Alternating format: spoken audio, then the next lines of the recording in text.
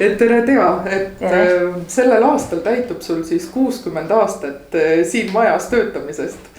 Et sa lõpetasid 1965. aastal ERKi ja sind suunati kohe siia tööle. Et mis tunne siis on? Ei noh, mul on niisugune tunne, et ma olen siin 100 aastat olnud, et maja on nagu oma kodu. Aga see oli väga kena komme, et meie õppejõud püüdsid meile leida töökohta. Ja siin ei olnud nagu kunstniku kohta rohkem kui 2. Ja üks kunstnik lahkus siit ja ta ütles, et oi, et ma ikka pean oma laste eest hoolt kandma, et siia saab tööle tulla.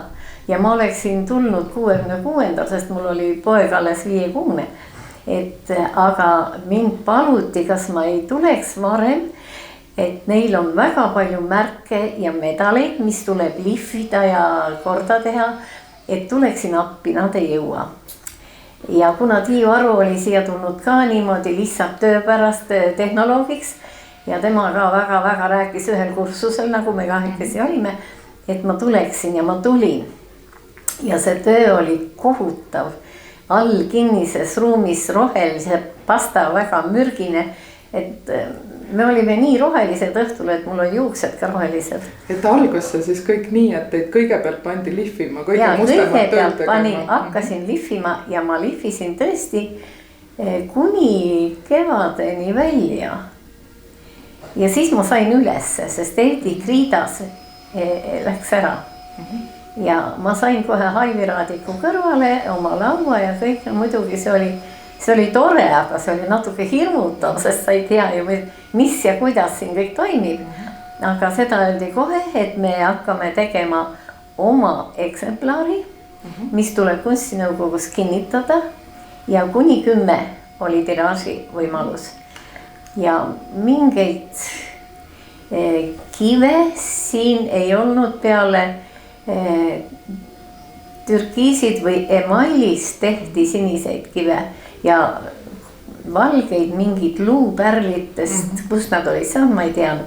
No nendega me ei tegelenud, me ikka tegime ainult hõbedaga ja kui me saime korundid, mis oli Venemaalt toodud, siis neid me kasutasime. Aga iga kord pidime tegema oma uue kavandi, kunstinõukogu oli 2 korda kuus ja me pidime neid esitama.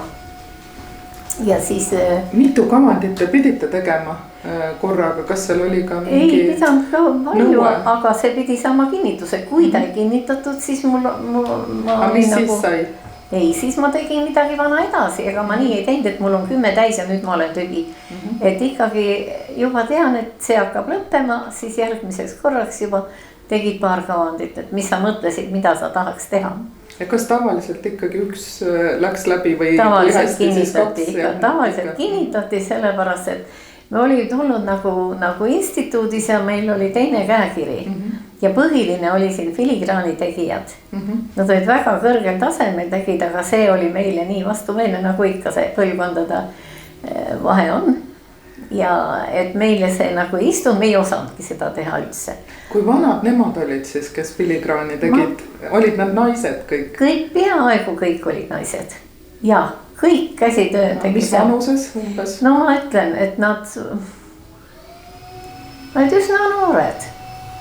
Nad olid üsna noored, nad olid ikka, mõni oli alla 30, kes ütles, et tema nende 40-stega ei saa koos olla, et nii vanad.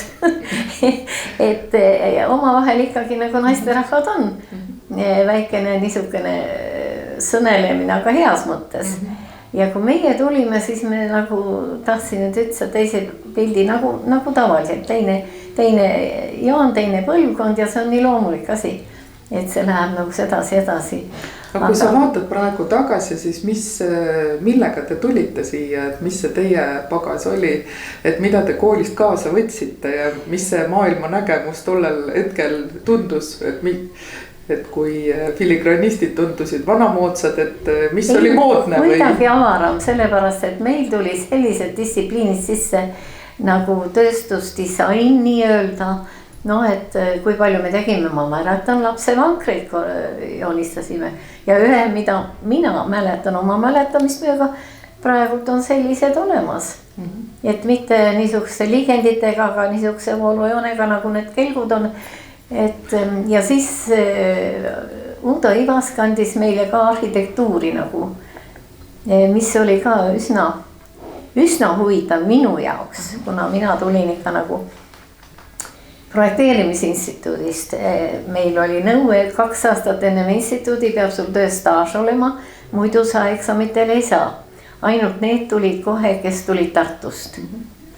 Ja mina töötasin tööstusprojektis ja see oli ka üks hästi huvitav aeg, et me õppisime nagu meie olime kui insenerid niisuguse jooniste tegijad, aga ma nägin seda arhitektide tööd ja need uued asjad, mis tehti ja ma olin ikka täitsa vaimustatud.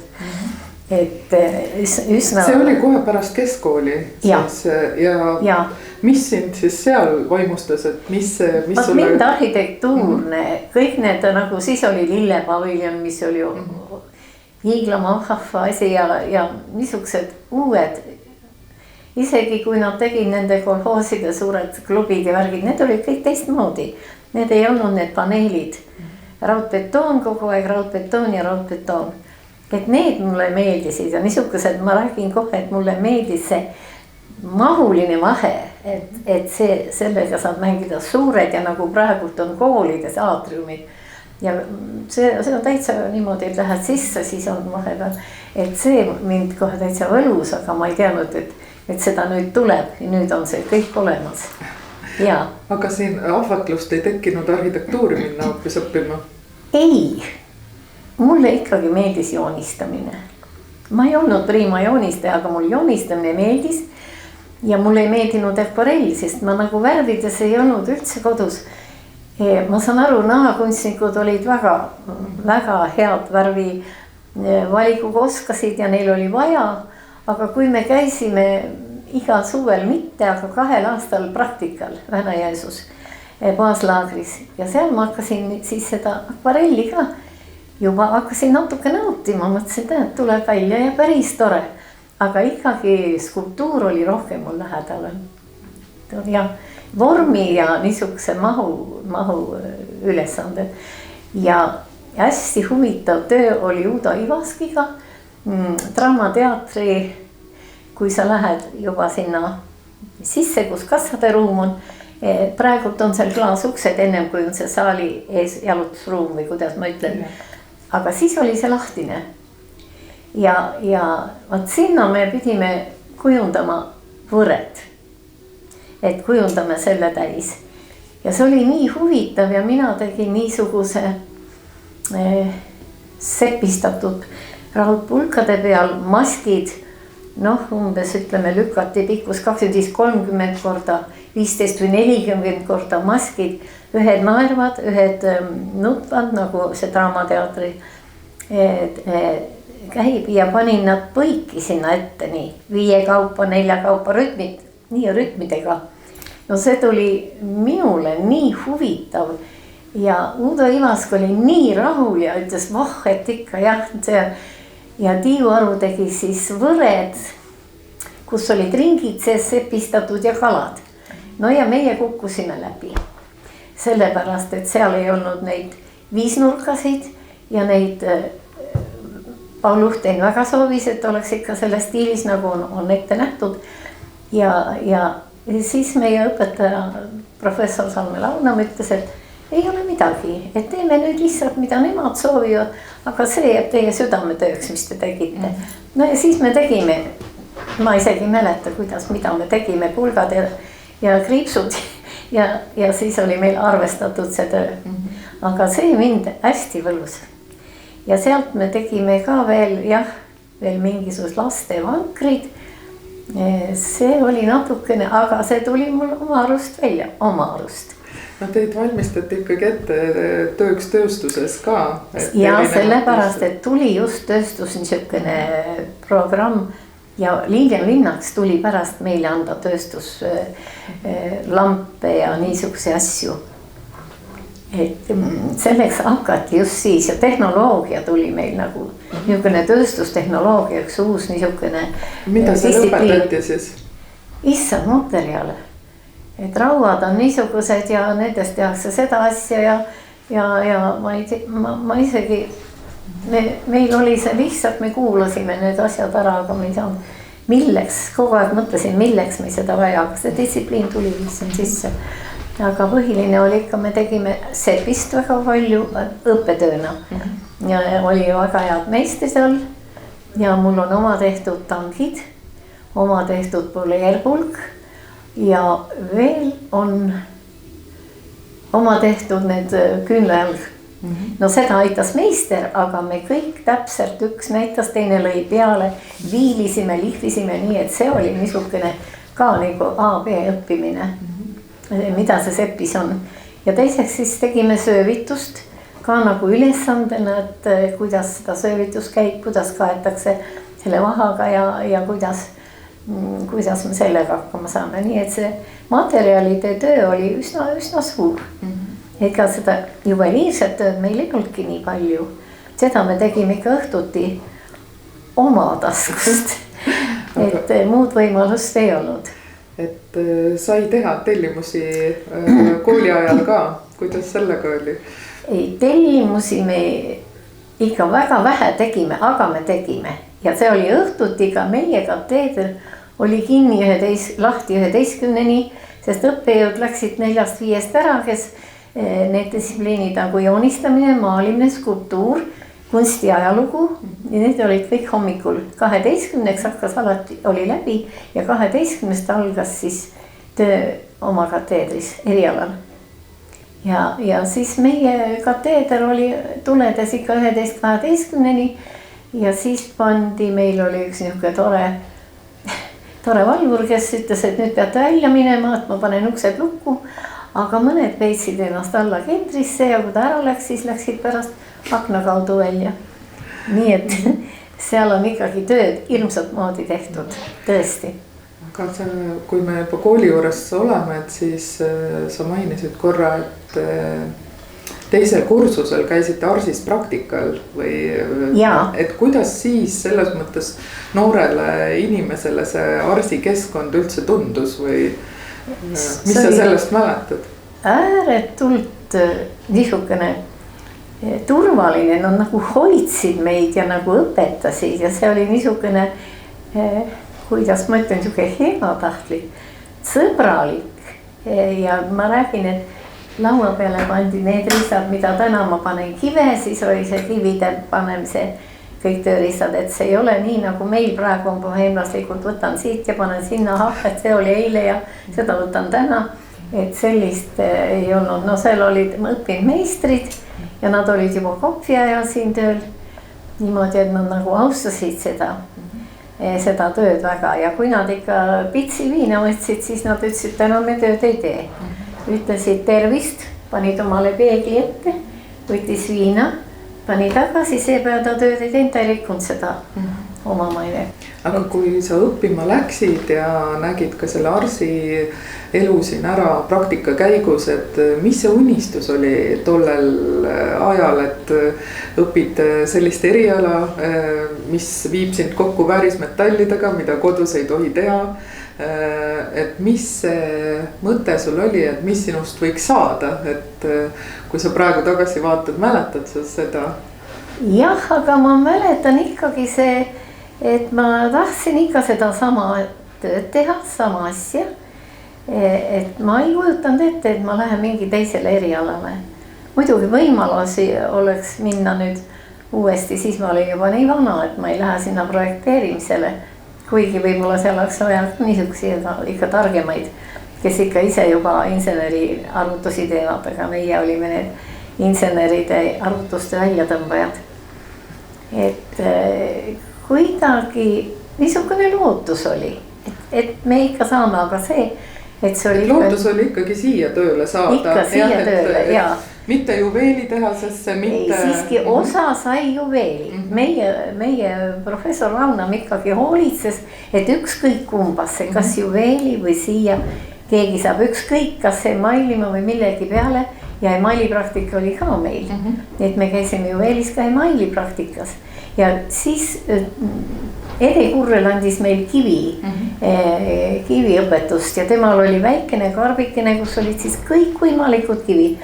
Aga kui sa seda 1 või 2 või nädala sees 3 korda vaatad, ja sulle ei jää meelde, sul jäävad värvid meelde, aga siis tuli selline võimalus, et Jueli vabrik müüs ära need varud, mis neil olid sõjajärgselt, mida oli võetud inimestelt ära ette, sest et hõbe ja kuld läks sulatusse ja jäid välja sinna niisugused kivid, korallid, türkiisid, just üksikud mingid väriskivid. Ja siis tehti ettepanek Ede Kurralile, et kas instituut võiks need ära osta. No instituudil seda raha ei olnud ja siis tema oli sellega nõus ja meie saime need osta, igaüks sai väikese kotitäie ja see meid ikkagi nii võlus, et meil on oma kivid ja vaat siis hakkas juba see kivi niisugune huvi tulema, et mis kivi need on ja oi, mulle ei jäänud meelde, mis need on, need värvid ja need, et sellega tegelemine läkski lahti, et kui me siia tulime, et siin olid ka ainult Venemaalt toodud korundid, nii-öelda värvilised kunstkivid. Et sellepärast mina ei tea, mina hakkasin ka täitsa palju kividega tegema, et mul kuidagi niisugune mustlase moodi värk tuli, et saaks värvi ja saaks kivi. Et see oli meeldiv asi. Aga tellimusi me saime teha ikka laual, kui me tegime, sest meil oli väga range kontroll. Me teadsime, et Sorvo on meil taga ja siin need Kullasepa poisid tegid natuke lohkamalt ühele ja teisele ja nad käisid tihti seal Sorvos aru andmas ja mõni oli seal ja ööpäev ringi hoiti kinni. Seal oli väga palju niimoodi, aga meie saime sellest nagu mööda hiilida, aga meile pandi sisse kontroll. Üks erupolkovnik, kes siis käis niimoodi ootamatult, tuli tuppa ja vaatas, mida me teeme. Ja kuna me olime ikkagi oma aru natukene privilegeeritud siin, et me võisime teha teistmoodi asja, mitte mis mul sealt kavandi pealt ette antakse, siis ta tuli tihtipeale ootamatult sisse niimoodi. Et kas sa vahetad riideid parajasti, ma panin üks riided endale ette, ma olin riidevahetuses ja ta marssib sisse. Muidugi tal on see õigus. Ja kui meil tuli siis päris Sorvo, kuna et me ikka oleme natukene nagu kaldume kõrvale sellest distsipliinist, see oli hirmus. Siis me seisime seina ääres kõik püsti ja igaüks läks siis, seifides olid meil plekkarbid, iga õhta panime kinni oma templi peale, plastiliini peal omal on märk templi peale ja läksid, võtsid oma karbi ja tegid lahti nende ees. Nad vaatasid sisse, siis läksid sellega kaalu peale.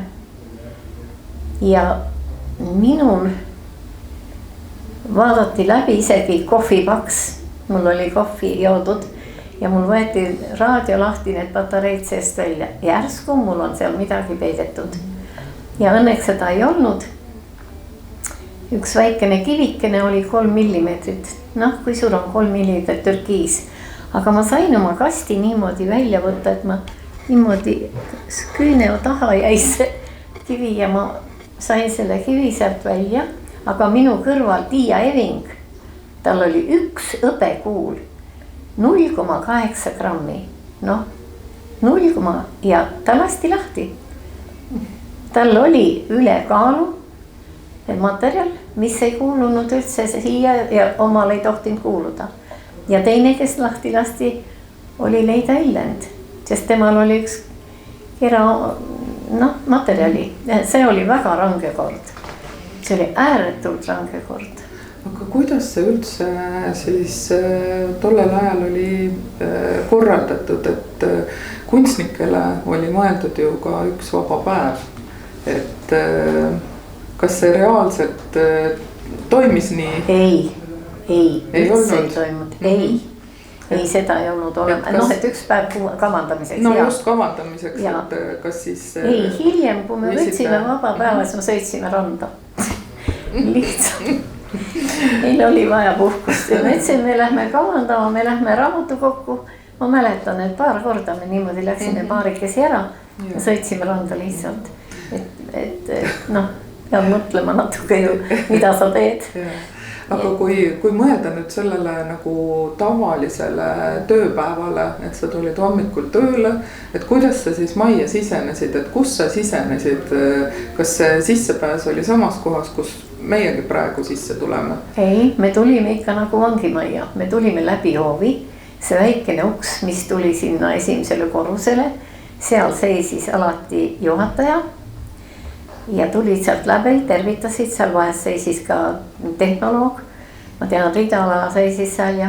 Kas selle teise trepikäigu alguses siis või? Jaa, just sinna õue pealt, sealt, ainult sealt. Sellest suurest uksest ei käinud mitte keegi. Aga sellest suurest uksest käisid ainult siin alumisel korrusel olid need sisekujundajad. Vaat nemad käisid sealt uksest. See oli siis Arsi see kujundustööde kujundustööd, jah, Arsi kujundustööde ateljee töötajad ja nemad käisid ainult sealt kaudu, nii et meiega nendel mingisugust niisugust. Kas nemad olid siis seal koridoris, kus praegu on Anneli Tammik ja Urmas Lüüs ja enne seda lifti seal pool otsas? Jah, nemad olid just seal ja üleval oli emailimine, nagu see ülemine korrus oli kõik nagu Arsi käes. Kas see, kus sööklagi oli? Ja see, kus söökla, seal oli ikkagi söökla. Ja seal meile toodi, et me välja pool tundi oli lõuna ja siis meile toodi nagu termostega suppi, kes tellis, praad ei olnud, aga no meil oli see väga, väga hea soe söök. Ja teiseks maljad said piima, kuna see niivõrd mürgine ja plii ja tuli välja, et meil on siin ka senkes tehti kontroll plii, aga nad ütlesid, et meil ei ole nii palju raha, et me hakkaks siia kõigile seda piima tellima. Nii et ainult emaili osakond sai piima. Aga kas siis emaili osakond oligi seal sama söökla korrusel või? Või oli ta korrus? Meie vastas otse. Seal, kus meie nüüd oleme või? Ja. Ei, siin, see sama, siin õue peal. Vastas, jah. Kus Tanel on?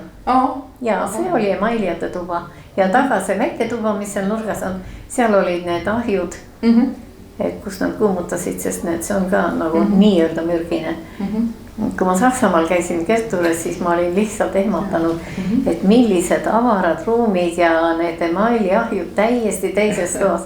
No nii see oli. Ja õhutus ka, aga ma korra siis tulen tagasi selle tööle tuleku juurde, et tulite hoovi pealt sealt trepikäigust. Aga kas te siis pidite ju läbi maja tulema, et üles ja siis sealt teist trepikäiku pidi alla oma korrusele? Liftiga. Liftiga. Ja me tulime sisse ja siis keerati uks lukku. Ja rohkem sealt välja ei saanud. Ja kui meil oli pärast koosolek, vaat see ruum, kus praegu näitused on siin, seal olid siis need lauad ja juhataja istus kohe täpselt akna juures. Ta nägi, kes läks väravast välja, kes ja iga said oma karistuse, ma isegi mäleta, kuidas need lood olid. Aga kas siis selles mõttes, kus te need oma kastid saite materjaliga, kus need ootasid teid? Kus neid üle anti? Aga kus see seif oli? See seif oli sellel korrusel, ennem kui nüüd Taneli juurde keerad, siis seal on üks niisugune seinakapi ja seal olid kõik meil plekarbid kõikidel hommikul.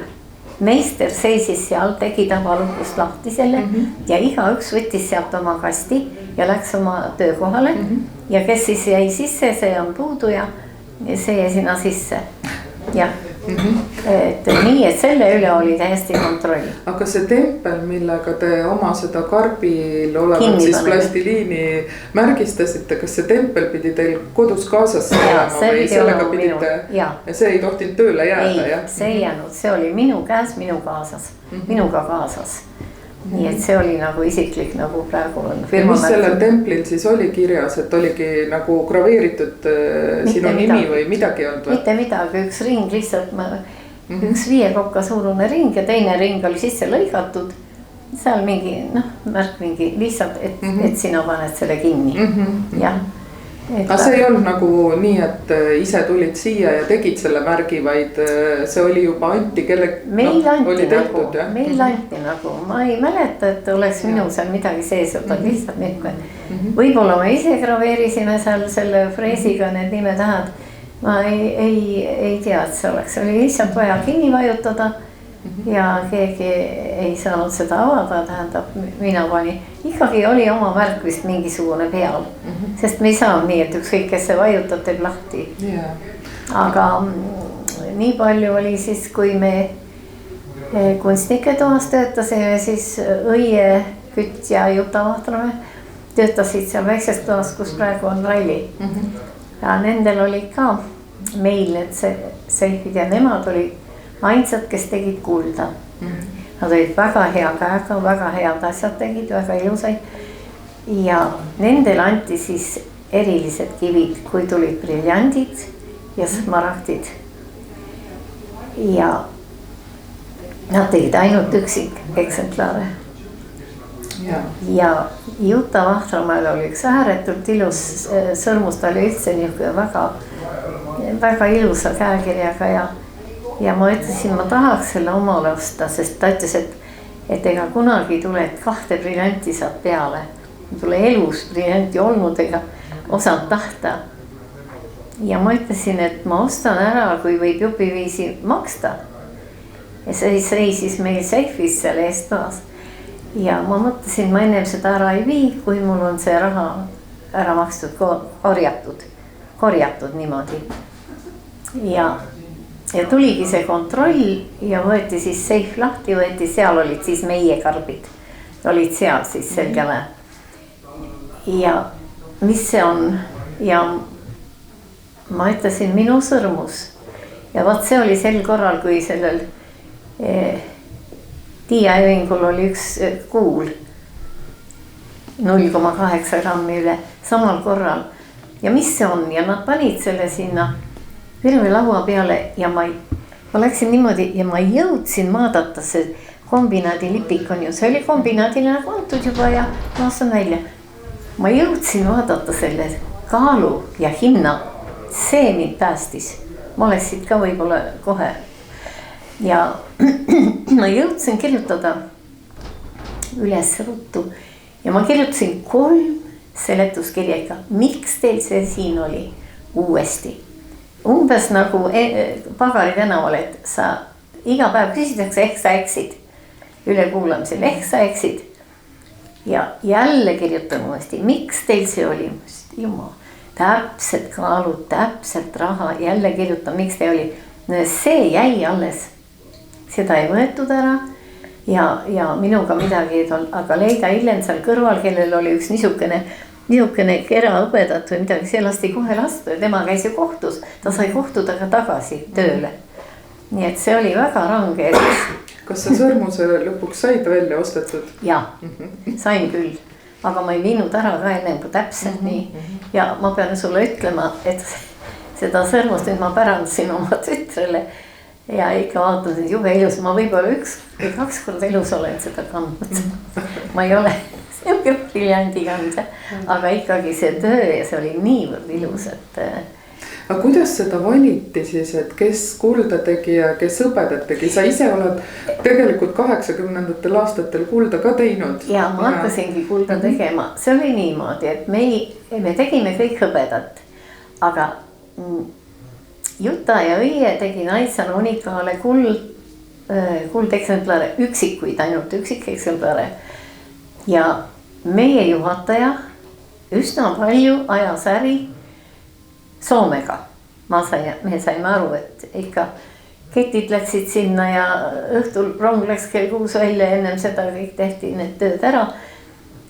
Ja rong läks välja siis Peterburi kaudu või? Ei, nad läksid siis juba laevad käisid. See oli hiljem juba, ikka hiljem. Ja, kui laevad, ja.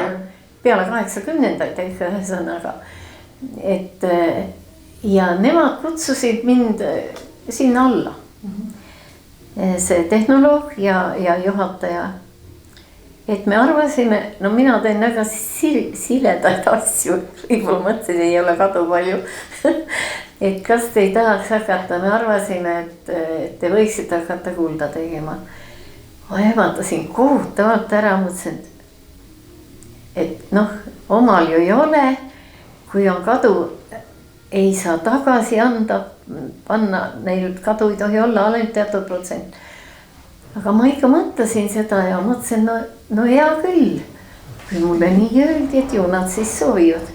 Ja hakkasin siis tegema. Ja siis hiljem juba järgmine või ülejärgmine aasta oli öeldud Ivele ka, et kas te ei tahaks hakata tegema. Nii et mina tegin üsna kaua ja eks ma ikka kartsin ka seda kadu ja siis ma küsisin sealt nendelt, need filigraani naised hakkasid kõik hiljem ka kulda tegema, nad olid hea käega ikkagi, väga hea käega. Nii et kui palju ja siis ütleb mulle üks töötaja seal, et noh, kadu on nii suur, et 1/5 raha aastas. Ma olin nii jahmanud, et nii palju läheb, et sa pead alati panema juurde. Aga ma sain kuidagi hakkama. Jah, ma sain. Ei olnud seda nii suurt, aga kas selles osas kavandamise protsess oli sarnane? Ja teine asi see siiski meil oli teistmoodi töövõtted, meil ei olnud ette nähtud, nemad tegid nagu toodangud, ütleme, sina teed 10 sõrmust, sina teed 10, neil oli ette nähtud tehnoloogiliselt välja arvustatud, palju ta kaalub, palju ta kadu on. Aga meil oli see siiski nagu unikaaltöö ja seal oli lubatud suurem protsent kadu. Ja eks me siis Öie ja Juta käest õppisin, mina õppisin küll, kuidas joodi see nii peeneks kui saad ja nii väiksed tükid kui saad. Ja eks see õpetus oli vajalik muidugi. Aga jah, ta algul oli natukene nagu hirmutav, aga pärast oli nagu normaalne. Olnudki nii hull. Aga kuidas siis sellel ajal ikkagi valmisid ühelt poolt siin töötades, tegid sa autoritiraaži, enamasti siis, eks ole, aga näitustel osalemine, et 71. aastast oled sa Kunstnike Liidu liige, et kuidas see protsess siis tollel ajal käis? Ei, no seda me tahtsime ikka Kunstnike Liidu liikmeks ja nagu seal oleks nagu varjuolne, et ma tean, et me ei tohtinud ju teha ei hõbedat kulda, ei proovistada, aga Jaan Pärn töötas siis Soomes. Ja tema ütles, et seal on niimoodi, et sul on luba ise proovistada oma tööd ja minna proovikotta nii, et oma nime. Ja tema hakkas seda siin ajama. Ja tuli välja nii, et Nõukogude Liidus oli ka lubatud siiski näitustele teha ehteid. Unikaalasju ja minna proovikotta ja proovistada ära. Aga meil ei olnud seda teatatud, seda hoiti lihtsalt niimoodi laua all ja sahtlis, et see ei ole lubatud ja see on ikkagi riigi materjal ja seda ei tohi teha. Ja siis me saime selle loa, et me saime teha näitustele tööd. See oli meile ikka niisugune täitsa vahva asi, et sa võid teha mida tahad, kas 1 või 2 ja Haivi Raadik veel ütles niimoodi niisuguse lause, et kui sa esined näitusel, siis sa pead näitama ennast, et mitte viid ühe asja ühte nurka sinna, aga näitad oma plaadi, et sinu käekiri on seal väljas. Niimoodi, et tema nagu ütles niisuguse väga kindlalt meile, et kui sa teed mida, mina istun ta kõrvalda, kui sa teed, et kui sa selle ühe asja sinna paned, noh, teine 1 ja 2 on kõrval, see tapab selle ära, aga sa pead oma pilti näitama. Et see oli niisugune, mina panin selle kõrva taha nagu, et noh, et kui ma teen niimoodi, et siis ma teen 2 panen, et see näitab juba nagu rohkem. Aga muidugi, mis mind ikka huvitas, need ruumilised ehted. Ma ikka tahtsin tõsta ülesse ja siin, no ikkagi, et oleks nagu mitte niisugust lamedat. Ja siis ma hakkasin siin tegema vist need esimesed, no kõige suuremad on need suured ehted. See mõte mul tuli, ma olin kontserdil, minu meelest siis ma olin juba siin tööl. Ja esines Anne Veski ja esines Marju Länik. Ma mäletan nende riietust, mis neil seljas oli ja kus ma istusin. Ja laulavad seal ja niisugused mitte midagi pealega kaelas ei olnud ja mõtlesin, et seal võiks olla kohe üks suur ehe, et ta on ju lava peal. Tal on suur punane kleit seljas, et seal võiks olla üks suur ehe. Ja vaat selle mõttega ma tegin järgmine, kui näitus tuli, siis ma tegin selle ehte ja vaat selle teise nurgaga. Need olid minu meelest niisugused, ma pean ütlema, võib-olla tõesti esimesed suured ehted. Ja siis mul hakkas nagu see ruumilisus, kuna mul see arhitektuurne värk väga meeldis. Ja see mul nagu hakkas istuma. Ja selle tõttu mul on nagu kõik enamus asjad nagu tõstetud ja nagu mitmes pinnas ja ainsad instituudis ma tegin selle korrutuse ülesande ja minu esimene käevaru on see. Seda andis Ede Kurrel, tema kui kivide tutvustaja, siis ainsad väiksed margassiidid kivid, mis ma tema käest sain, on need margassiidkivid. Nii et ma nägin suurt vaeva tänu meistritele, kes aitasid. Nikol aitas ja siis see oli minu esimene käevaru. Aga siis hakkasid tulema nagu ikka, kui ma käisin kunstnike liidu rühmaga, üleliidulisega, me käisime Indias ja seal ma korjasin neid fossiile seal mere ääres. Ja siis ma mõtlesin, et neid saaks ju kasutada. Ja siis ma kasutasin need fossiilid ja siin ei ole, aga ma mõnele panin peale väikese selle punase granaadi. Neid ma kasutasin, tegin üksikasju, võt nagu siia peale näiteks, et ma kasutan neid niimoodi ära, et nagu oleksid koos. Aga need ja näitusel jah, me tahtsime see näitusel esinemine kuidagi meid nagu ennustas, et nüüd me võime teha, kuidas sa tahad. Sa ei pea teadma, kas sa müüd seda või sa ei müü seda, aga see on sinu töö. Ja seda me tegime ausalt õhtuti. Me tegime õhtuti siin salaja, tulime tagant uksest sisse, tagant välja. Et vahest läksime Tiiu Aruga koju kell 11 mööda Viru tänavat, et kas me saame viimase bussi või ei saa. Nii et näituse töid tegite ikkagi ka siin vaatamata kõigele selle, aga see oli lubatud. Siis oli juba lubatud, siis oli lubatud tembeldada, aga sellest tööajast nagu meil tuli anda oma töö ära ja selle auku ei tohtinud selles kuus jääda. Sa pidid andma teatud summa, et nad saavad müüa. Et see oli niisugune esimene nõue. Aga ülejäänud, kuidas keegi jõudis ja kuidas keegi sai, nii nad tegid. Aga kui sa kavandasid neid autoritiraaži asju, eks ju, siis hiljem tegid näituse töid näiteks samal päeval, et mis nende tegemise vahe on sinu enda jaoks või kuidas sa seda näed? Ei, see on hea kohe mõte. See on kohe teine mõte, sa käid selle näituse ehte mõttega, sa käid sellega mõttega väga kaua, sul tekib juba see mingi kuultust, mida ma tahan teha või mis suunas ma tahan teha. Et see on hoopis teine, sellega sa käid ringi ja sa võid mitu nädalat seda mõelda, tead, et vaat sellel ajal tuleb see ülevaate näitus, et mis ma teen, et kuidas ma seda lahendan ja üsna teistmoodi on ikka, et see, mis sa siin reas teed, selle sa tead, et kunstinõukogu on, et sa ei tohi kaalus üle minna, sa pead jõudma valmis teha nii palju asju neid, et see on ikka teine. Kas teile oli ette antud siis, et mis see kaal oli, millest üle ei tohi minna ja kui suured ja kui praktilised need asjad? Üldiselt on nii jah, et nad ikka olid kantavad, tol korral oli väga seda niimoodi, et minu need suured asjad olid ikka hästi. Ühed ma tegin ikka, et neid ei ikka tehti märkus, aga nad said valmis, ega ma pärast enam ei teinud, tegin hoopis suuremad.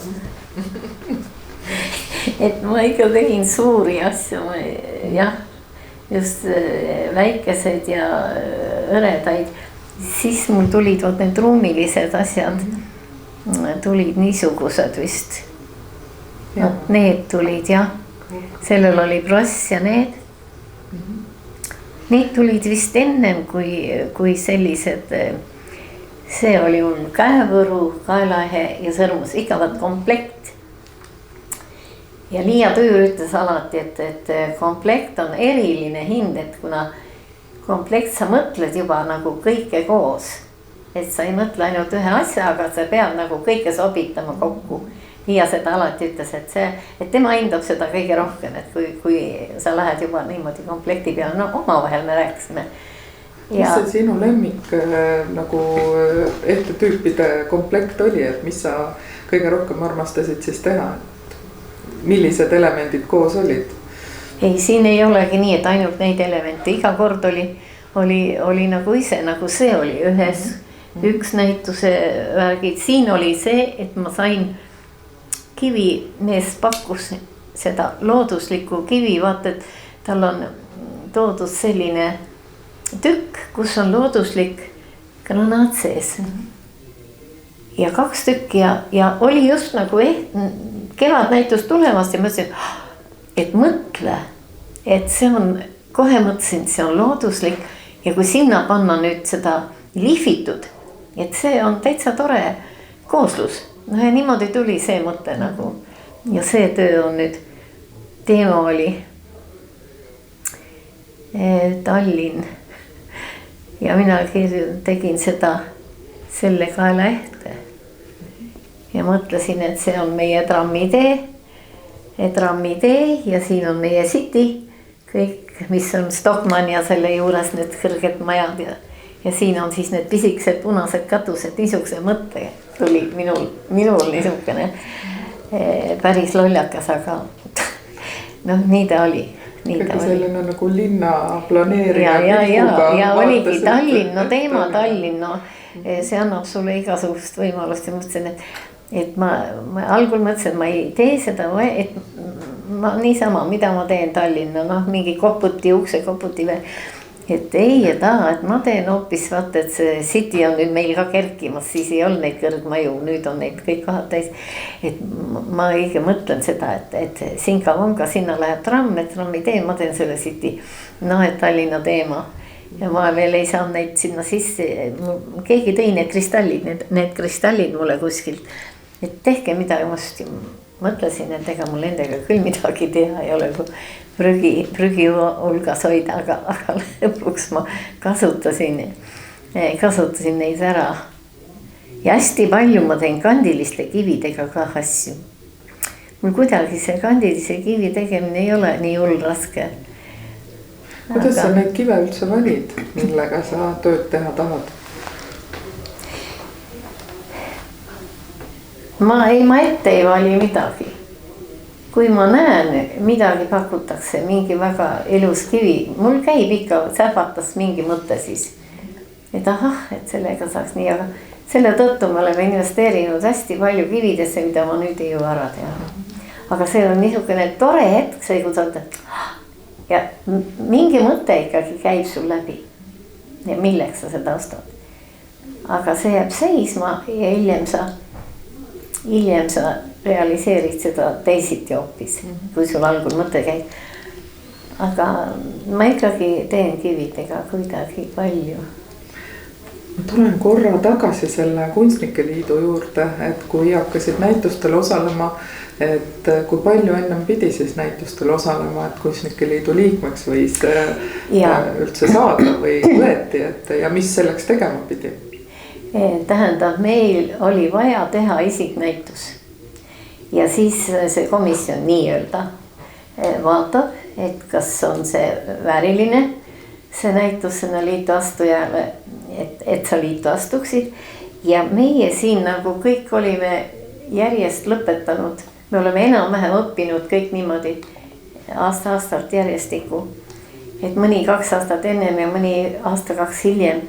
Ja Rauna muidugi muretses meile neid kohti, rääkisid ka, et teil on vaja ja leiti ka, et päris tore, et tuleb nagu unikaalkunsti, et ei ole seda reaaltööd. Ja meie võtsime kokku 5 kunstnikku ja tegime ühisnäituse seal all. Ja no see läks täitsa toredasti meil, nii et see oli meie nii-öelda nagu kunstnike liitu sisseastumise näitus 71 ja et kõik pingutasid ja kõik olime ärevuses ja see oli meile nagu niisugune tore ja pärast seda siis me ikkagi hakkasime minu meelest iga aasta kevadnäitusel esinema, iga aasta. Ja teadsime, et nüüd on näitus, nüüd sa oled vaba, sa võid teha, mis sa tahad. No mis me tegime nii, nagu me tegime. Et räägi... Kadriorus tuli, muidu meil oli näituse ruumides siin, aga ma ei tea, kas see oli mingisuguse juubeli puhul, et Kadriorus meil anti ruumid ja meil oli metallikunsti ülevaate näitus. See oli niisugune, noh, kõigil oli nagu tõesti, et võt nüüd on see meie näitus, et läheme teeme ja see oli nii pidulik ja see oli nii tore ja võt sel aastal olid lõpetanud just Katrin Aamos ja Ene. Nemad olid ka siis seal, nemad vist esinesid ka juba. Ja kui see näitus läbi oli, siis Salme Raunam ja Helene Kuma, kes väga jälgis, kirjutas üles, kes kui palju välismaale on saadetud, kes esineb. Tema käest saime alati, kus, mis kell, mis päeval, millal see näitus oli ja millal avati, temal oli kõik kirjas. Ja siis nemad tulid siis sinna ja siis oli niisugune soov, et igaüks paneb oma ühe ehte peale ja tuleb meie ette nii nagu mannequin. Ja see oli päris uhke. Igaüks pani, mida ta tahtis. Ja mina panin selle sakkidega, mul oli siin raamatus ja minul olid need sakid siis ja siis see oli selline esimene näituse kogemus siis või päris esimene ei olnud? Ei olnud esimene, see oli ennem oli ka, aga see oli nii, et miks me see ruum anti, kas mingisugune aastapäeva puhul või kes selle ruumi välja rääkis. See oli ka niisugune ilus üleskutse nagu, hästi palju võtsid osa ja siis jah. Ma võib-olla mõtlengi, et mida üldse tegelikult sellel ajal see näituse tegemine tähendas ja selle ettevalmistamine ja see külaliste kutsumine, et tänaseks on selleks nii palju teisi võimalusi kohati. Selles ongi asi, et praegu on. Aga kuidas see siis oli või et? Ja siis oli ta ikka nagu niisugune suur sündmus, nagu nüüd on see president aiapidu peaaegu. Et me saame selle suure ruumi, sest siin sa teed nagu kinnises ruumis, kinniselt ja müüaks ainult teatud kohtadel ja teatud inimestele.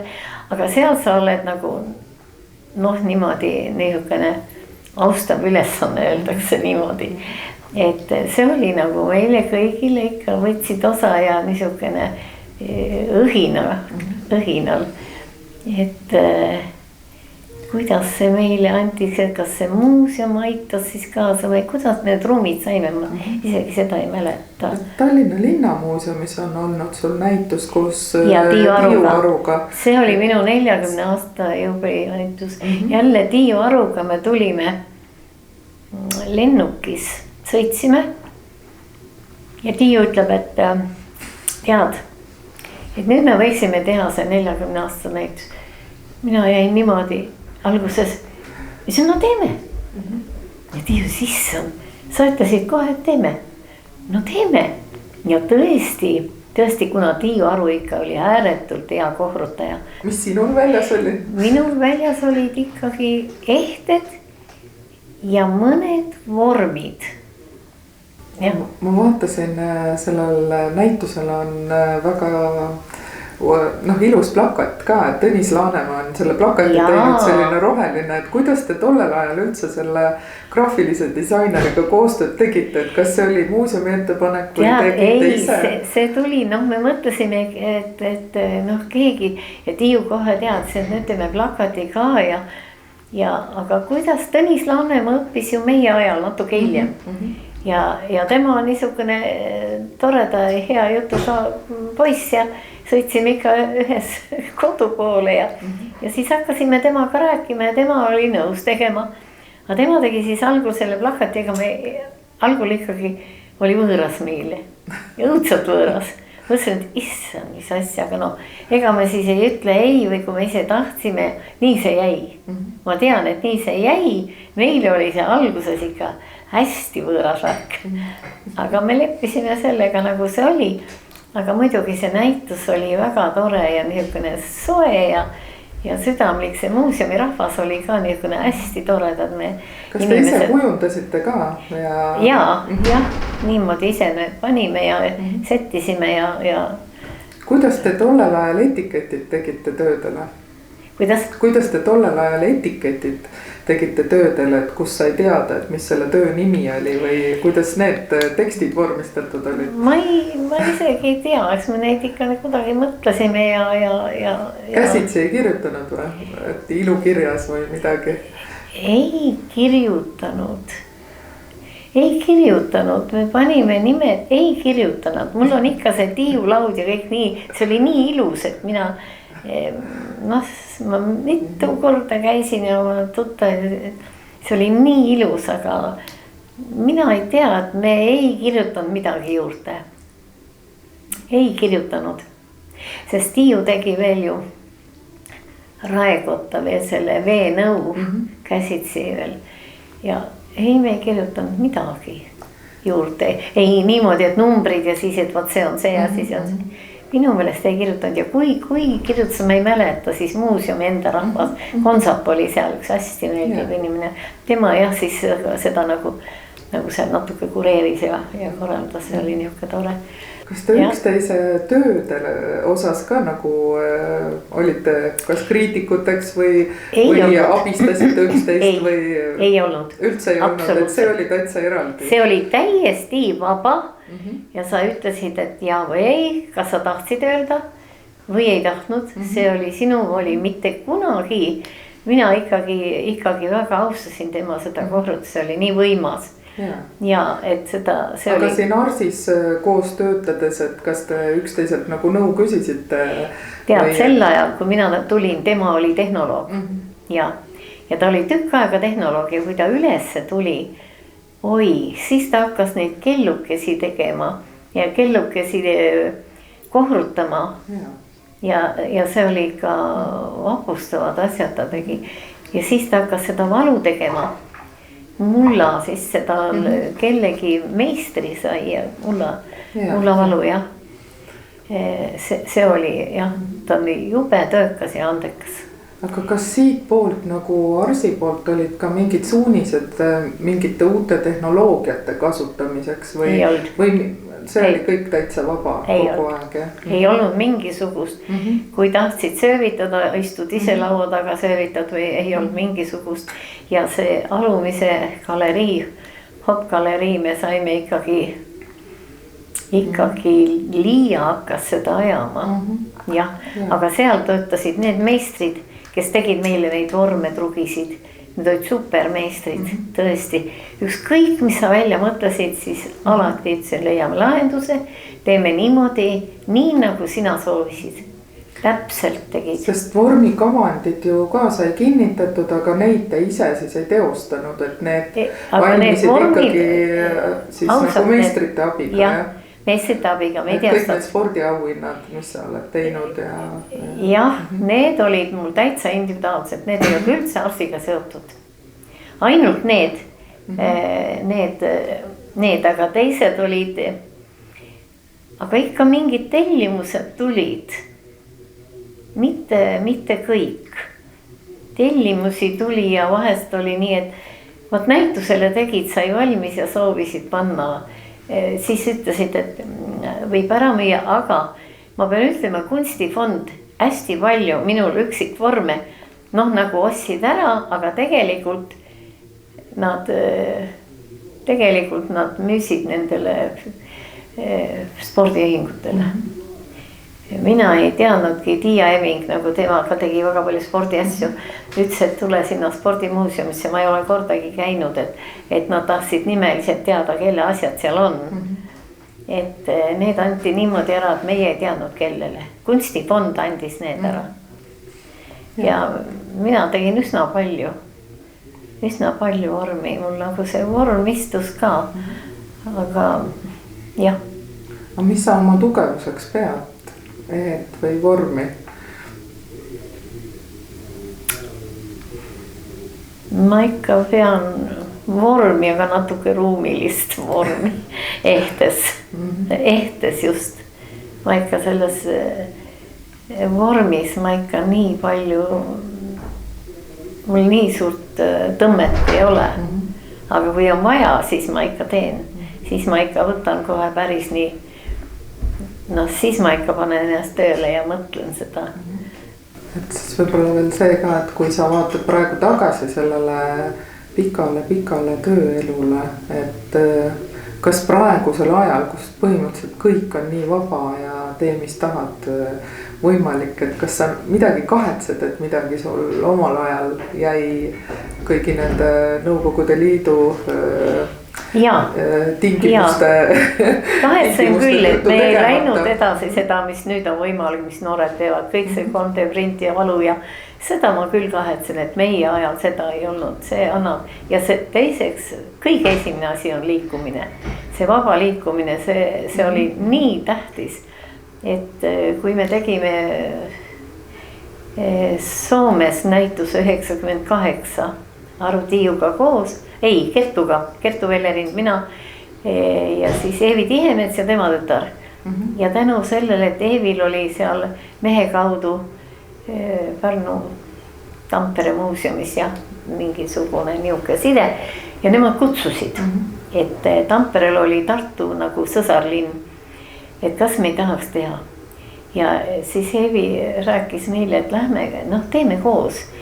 Ja siis me tegime neljakesi, see oli, mõtle, meil oli 3 nädalat näitus üleval nii kesklinnas, Keskraamatukogu ruumides ja väga palju oli külastajaid ja muidugi meil oli ka see komme, et kui näitus avamine on, siis tehakse nagu väiksed snäkid ja šampused, aga nendel oli siis see nii kõrge sinnas, et ühe šampuse eest nad ei tea, mis oleks ära teinud. Ja meie tegime 3 nädalat ja me olime koha peal.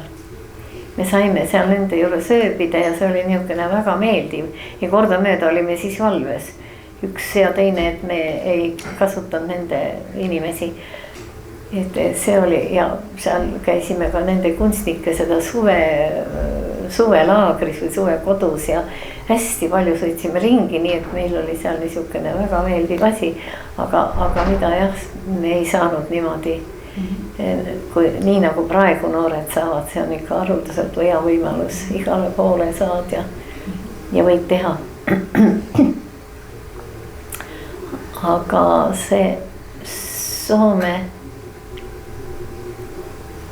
soomlased jah ka tahtsid nagu osta, aga seal me ei müünud midagi, ainult need karitad nende kahega ja siis neid ma siis kinkisin seal nendele, kes meile seal vastu tulid ja aitasid, kes meid majutasid ja siis niimoodi, aga meil juhtus, see on nüüd teine jutt, et me sõitsime oma autoga, me pakkisime kõik vitriinid omal kaasa, siin seisavad need kõik klaasvitriinid, kuubikud ja meil läks auto tee peal katki Tamperesse sõites ja eelmine päev. Kes autoga sõites siis? Enda autoga, jah. Sina sõitsid? Jah. Mis auto sul oli? Mul oli Seat Leon, aga praegu mul on 24 aastat vana Volkswagen, aga sõida veel? Jah, ma käin poodi ainult, ega ma rohkem ei sõida, ma ei käi ju. Ma saan ainult poodi ja käruga autosse ja kõik lapsed, kes tulevad, ma ütlen, et toit seisab juba 3 tundi seal, et minge tooge ära. Et ja apteeki, ma pean käima apteeki. Aga näitusele sõitsid siis ise? Oi, sa ei tead, see juhtus nii, et me eelmine päev saime auto kätte et oleks nagu tipp-topp korras ja me sõitsime. GPS-i siis ei olnud, kaart oli ees, Kertu luges ja ütles nüüd siia, nüüd sinna, sealt hakkab maantee minema, seal on järv. Ja järsku läheb auto tuliseks ja läheb tuliseks ja aur tõuseb. Aur tõuseb juba igalt poolt, juba läheb sisse ja jätame siis kuskile niimoodi, saame sinna kuskile, seal on ju maantee nii, et lähed ühe hütiga, sa ei saa seista kuskile, kus kohta ei ole. Kuskile kivide äärde sinna üks kalju ja seisame ja üks auto seal kõrval ütleb, teil jookseb vesi välja. Jahutusvesi jookseb välja, mootor sõidab ju kinni ja me oleme alles välja sõitnud ja no nii nagu me olime, mõtlesime, mis me nüüd ja siis see nii lahke ütleb nii, kaks lolli naisterahvast midagi ei oska, et teate siin lähedal on autoparandus, et kui te sinna jõuate küll, et sõitke sinna, et küll nad aitavad ja sõidame sinna autoparandusse. Tähendab, see oli lihtsalt bensujaam, kus alati oli nii nagu meil nüüd lauad, toolid, söökla, rahvas istub, mehed lõmpsivad seal õlut kõik ja me siis sõidame sinna, läheme ka istume laua äärde ja hakkame seal ühe seltskonna, aga meil oli kaasas 10 pudeli šampust. See oli nendel nii, et 3-kordne Soome reis ja et ühe viime sinna ja siis teeme selle laua lahti. Aga me ei teadnud, et see on nii kõrges hinnas ja siis me istusime seal ja rääkisime seal üks meeste seltskond, et meil on niisuke jama, et meil on auto ja seisma, et nüüd vesi jookses välja, mis asja, mis see on?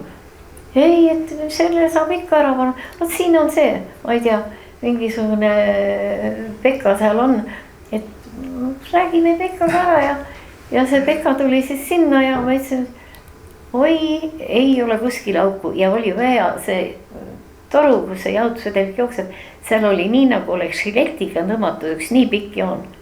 Ja sealt jooksis kõik see vesi välja. Ta ütleb selle peale, pole midagi, et mul on kodus kõiksugused autoparandusasjad, oli autoparandus. Küll me selle ära teeme, küll me selle võtab siis selle jupi ja läheb minema, siis tuleb tagasi, ükskord me istume ikka sääl. Need löövad nalja seal niimoodi ja mõtleb, mida see maksab. Issand, mida see maksab, meil ei ole seal mingit raha ja siis ütleme niimoodi, et ma ei tea, et me ei saa maksta, aga kui me 2 pudeli šampust annavad, issand, see oli neil nagu poole aasta palk. Ja tõesti, issand, see seltskond läks lihtsalt nii nalja täis, see mees veel rohkem ja tegid meil selle korda ja me saime sellega kohale. Aga sealt me helistasime, et meil jooksis autovedelik, seal see mees peaaegu nuttis. Ütles, et ei jõua kinni maksta seda tööd. Et ütles, et ta teadis, et me kohale ei jõua, et kust me selle raha võtame. Meil ka ei ole umbes niimoodi, et me võtame teid vasta siin 3 nädalat. Ja oi, see oli meil ikka, see oli üks pime õnn, aga me saime kohale. Et juhtub, lihtsalt inimesed on nii kenad, aga meie ka nii naiivsed, et me saime ikka lõpuks seal ringi sõita. Et 1987. aastal sinu tööd valiti Jablonetsi rahvusvahelisele ehtenäitusele. Kuidas sa sinna siis sattusid ja mis töödega? See kuulutati välja, nagu Kunstnike Liit paneb alati seina peale kohe täiesti nimekirja, mis näitused sellel aastal kuskil on. Ja Jablonetsis oli see rahvusvaheline ehtenäitus. Ja et sinna nagu kes tahab osa võtta. Ja muidugi metallirahvas oli siiski väga aktiivne näitustel osa võtma ja kuna siis ma tegin neid torusid, neid ribasid, vot neid torusid veel oli üks näitus siin, oli need ja mõtlesin, et neid on küll hirmus paha teha. Aga ma ei tea, kuidas mul niisugune mõte tuli, kuidagi neid suuri, ma tahtsin nagu suuri, mitte neid pisikesi ja õnnakesi, et ta ikka paistab ja et ta on niisugune ruumiline ja siis ma mõtlesin niisugused asjad. Ja Jablonessi üks oli veel, vot seal oli niimoodi ja teemat ei öelda, vot üks oli mul niisugune kahega, see osteti seal ära või see oli nagu tuli auhinnale. Et ma mõtlesin, et noh, et ma teen niisugused torud, et suured, noh. Ja siis panin siia otsa väikesed granaadid, vaata siia. Et noh, et oleks see kivi ka ikka nagu mis, et see on niisugune täpikene. Ja aitas mul seal üks poiss sisse lõigata neid siit, kes nüüd on lahkunud. Et kuna ma neid torusid olin proovinud teha, neid väikseid, aga seda oli jube raske.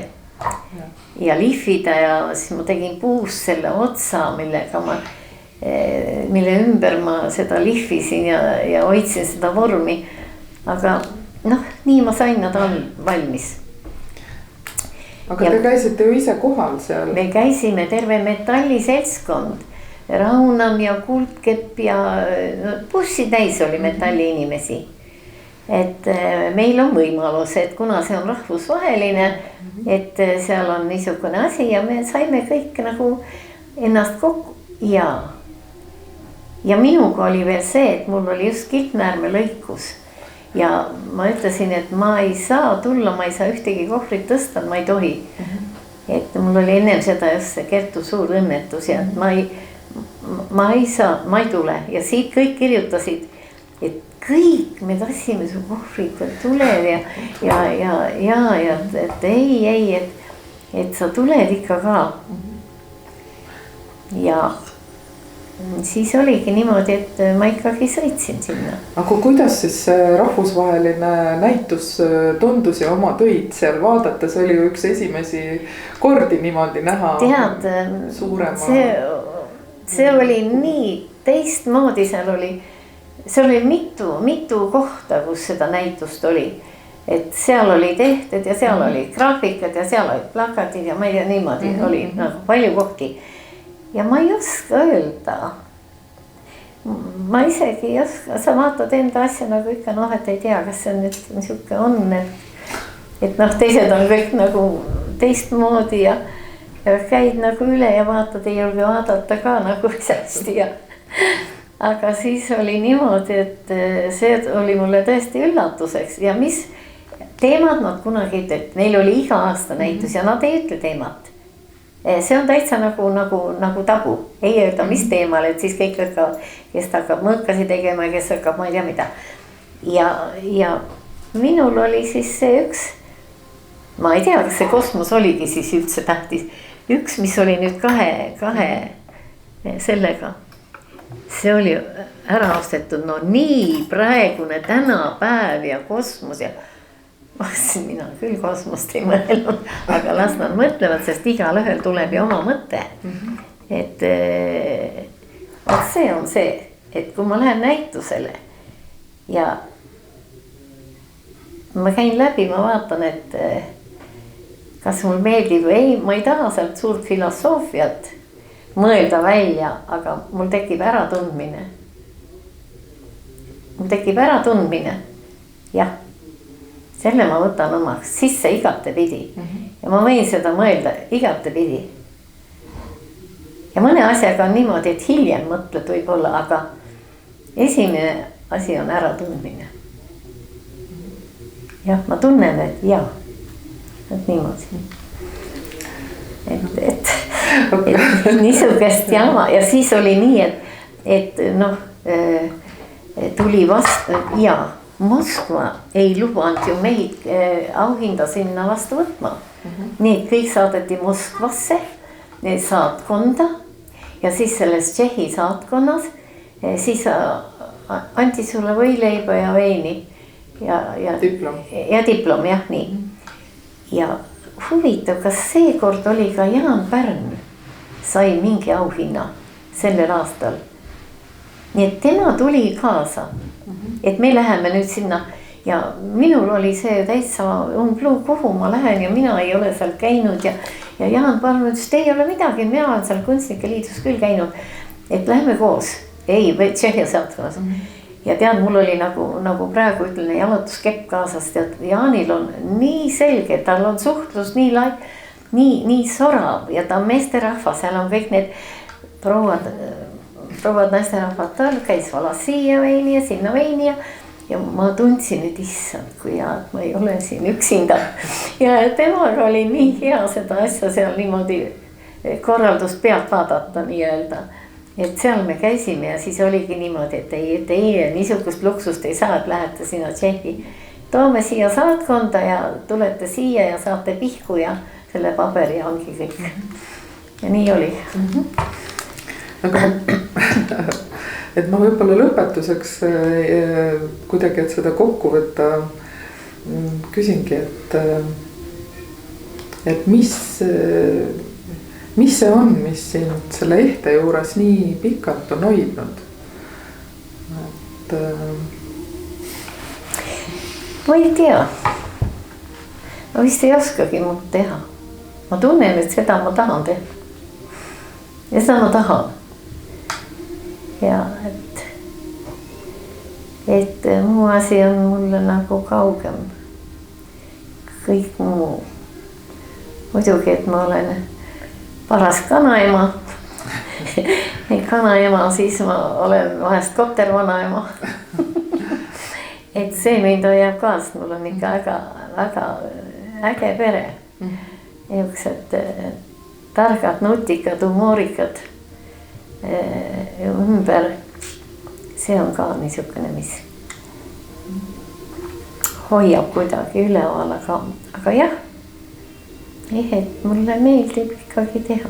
Mulle meeldib, ei küsid, miks sa teed või ütled, et naisterahvad oleks kaunid. Ei, naisterahvad on igatepidi kaunid. Aga ma tahaks, et nad saaks ka ehitud natuke. Jah. Aga see on ilus mõte. Aitäh. Jaa. Palun.